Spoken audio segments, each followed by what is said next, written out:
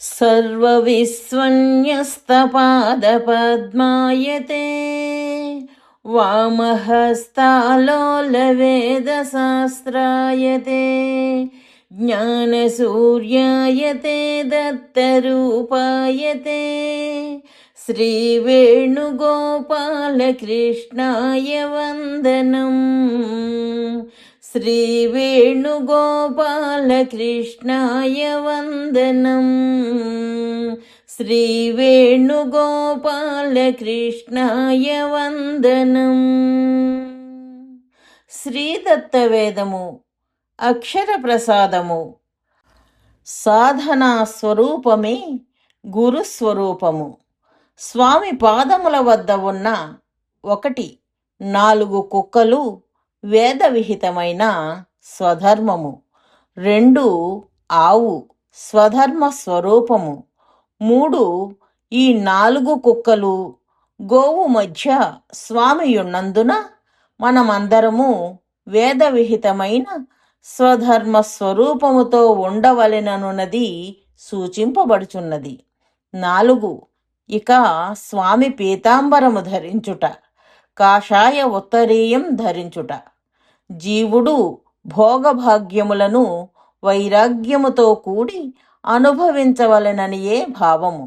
అనగా ఈ భోగభాగ్యములు శాశ్వతమని భావించి వానితో మునిగి తేలరాదనియు, అవి అశాశ్వతములను వైరాగ్య భావముతోనే ఈ భోగభాగ్యములను అనుభవించవలెనని సూచన.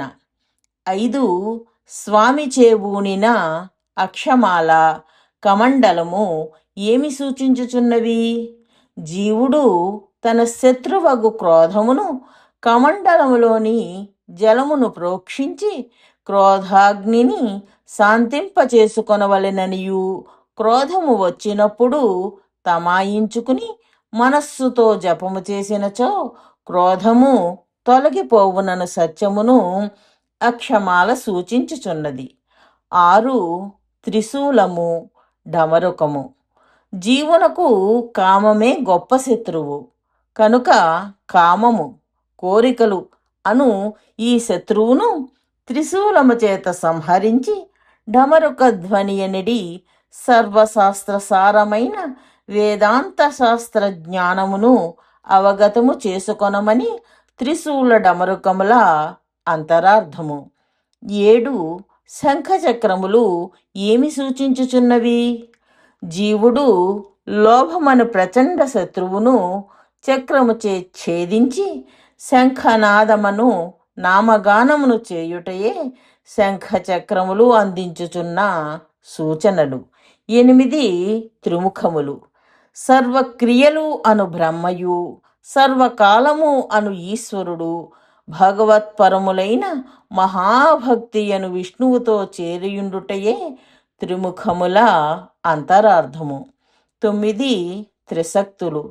వాక్కులను సరస్వతియు, చైతన్య వృత్తులను పార్వతియు, వస్తు స్వరూపిణి అయిన రాజ్యలక్ష్మియగు అన్నము నుండి ఉద్భవించుచున్నవి.